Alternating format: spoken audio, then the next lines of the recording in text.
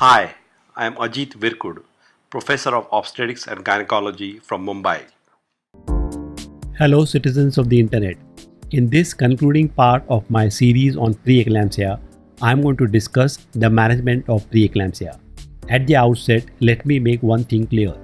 I am going to give a broad outline of prevention and management of preeclampsia.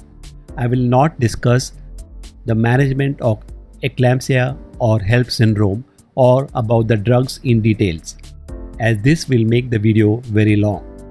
I will make separate videos for these topics later.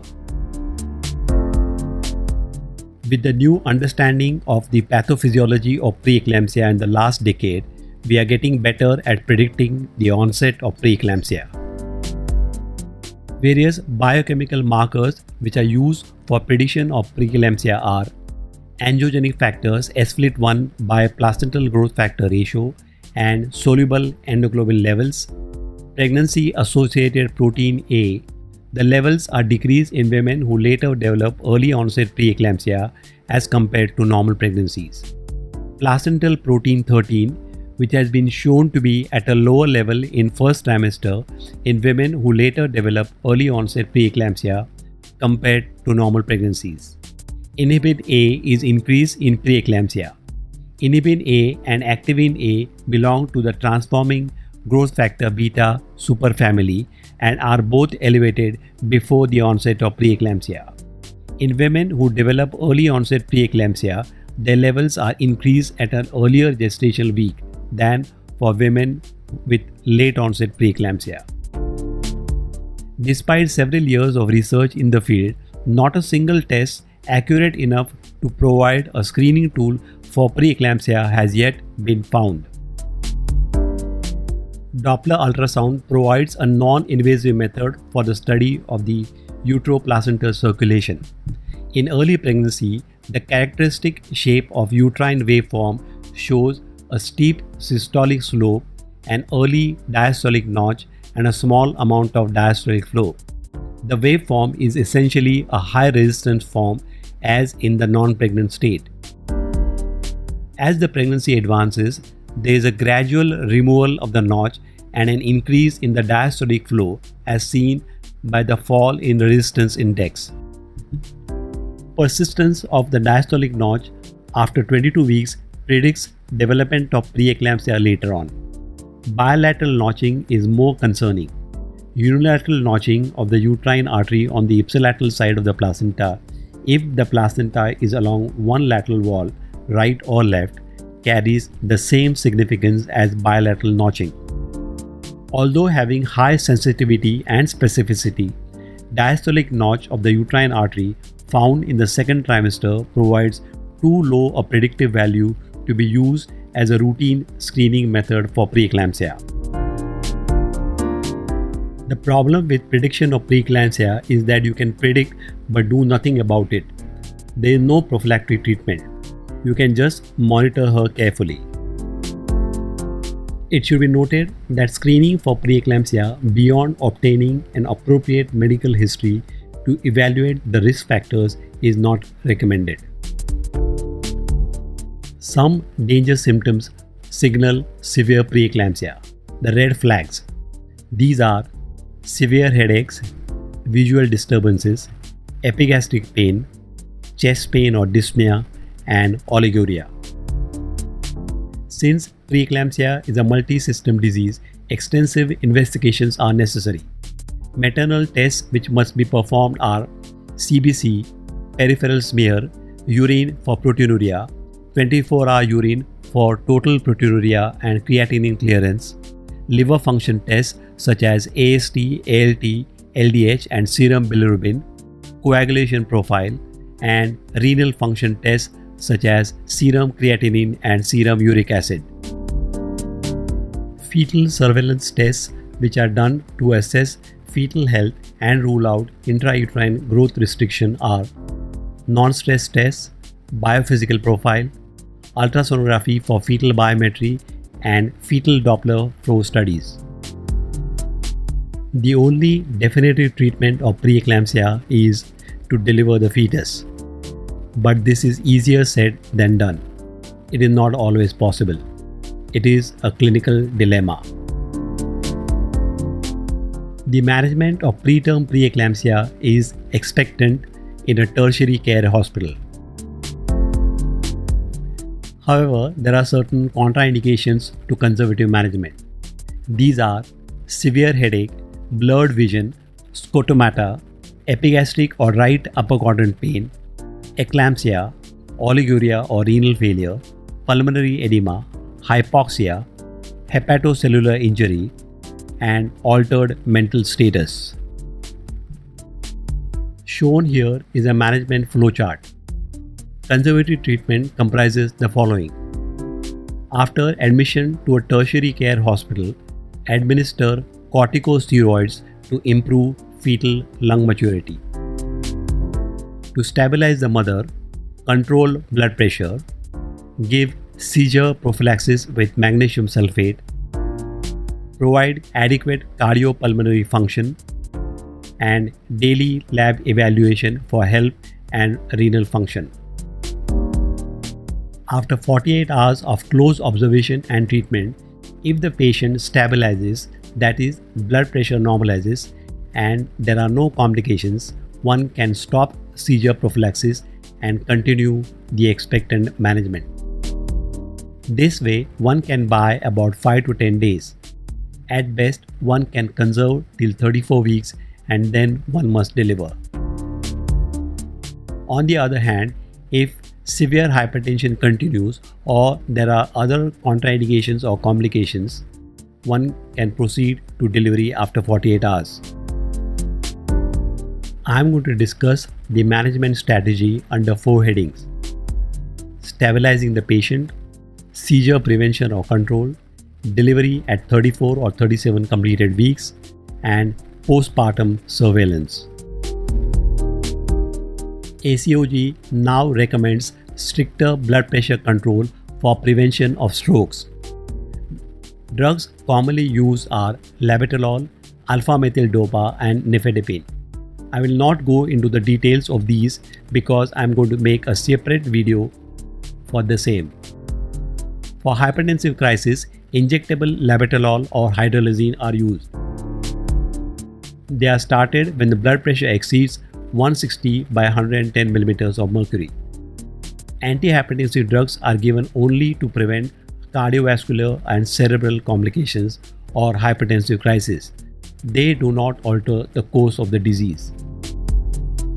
Magnesium sulfate neuroprotection should be given to preterm preeclamptics about to deliver in the next 2 to 24 hours.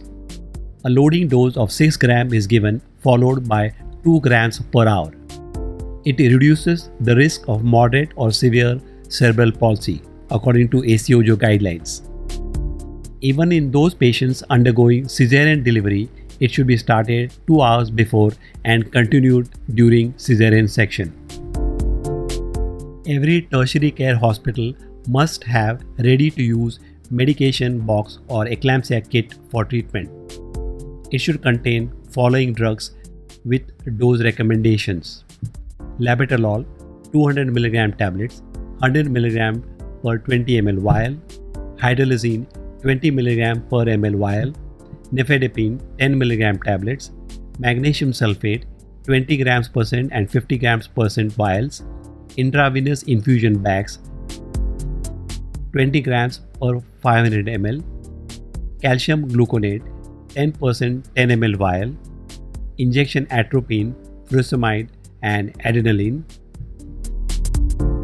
syringes, long needles and infusion sets, intravenous fluids such as ringer lactate, normal saline and distilled water.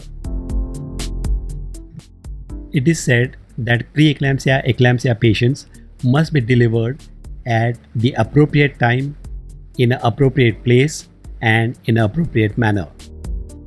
In mild gestational hypertension, that is blood pressure less than 160 by 110 millimeters of mercury, deliver the patient at 37 completed weeks.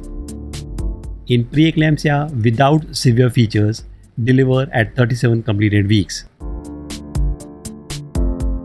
Severe preeclampsia or severe gestational hypertension patients are delivered at 34 weeks.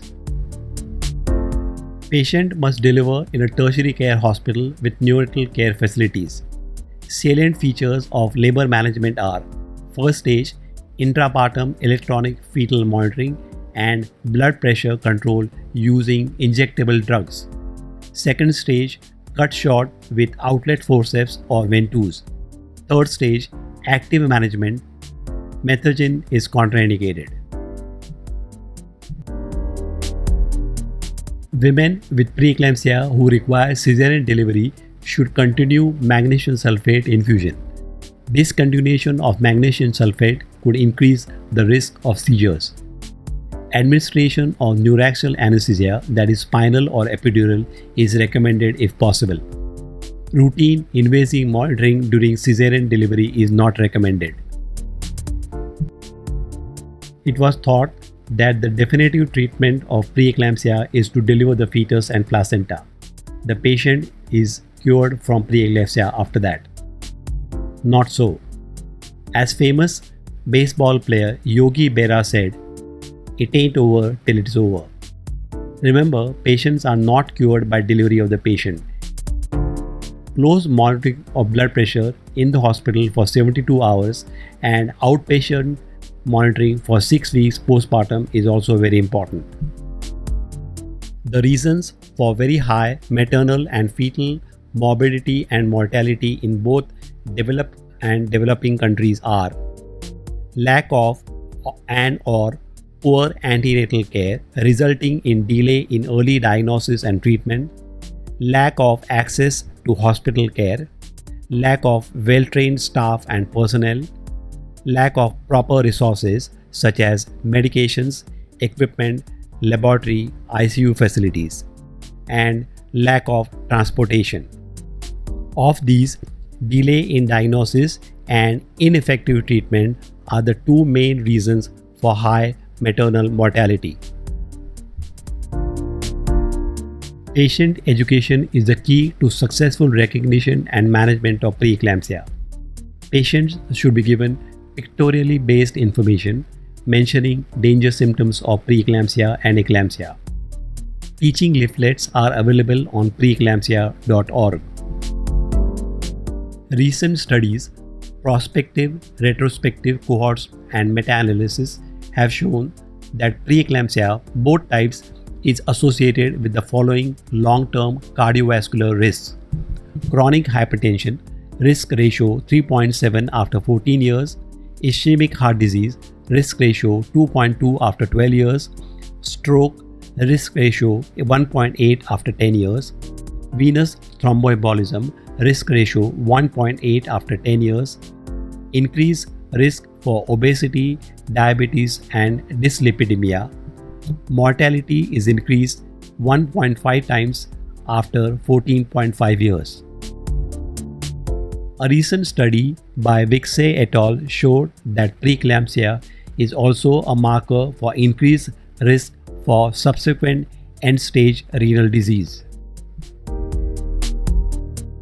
In conclusion, I will say that preeclampsia is now considered as a stress test for cardiovascular profile of women. In other words, preeclampsia is a window to future cardiovascular and renal risk. This brings me to the end of the last of the 3-part e-lecture on preeclampsia. Hope you have enjoyed watching all the 3 parts. Thank you. For further reading on this topic and other topics in obstetrics and gynecology, refer to following books written by me. Practical Obstetrics and Gynecology, Modern Obstetrics,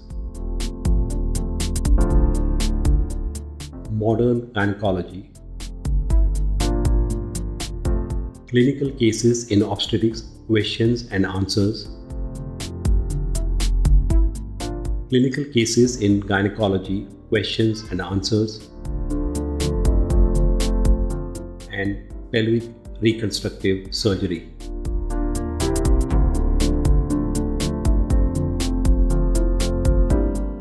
If you have found this video useful and informative, please subscribe to my YouTube channel by clicking here.